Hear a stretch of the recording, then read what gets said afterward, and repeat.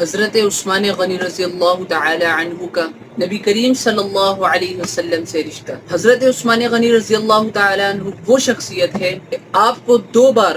نبی کریم صلی اللہ علیہ وسلم کی بیٹیوں سے نکاح کا شرف حاصل ہوا۔ سب سے پہلے حضرت رقیہ اور پھر اس کے بعد ام کلثوم رضی اللہ تعالی عنہا، اور آپ کو ذو النورین کا لقب دیا گیا۔ بس اتنا ہی نہیں، حضرت عثمان غنی رضی اللہ تعالیٰ عنہ تو وہ شخصیت ہے کہ جن کے بارے میں آپ حضرات والسلام نے فرمایا، اے عثمان، اگر میرے 40 بھی بیٹیاں ہوتی میں یہ کہ دیگر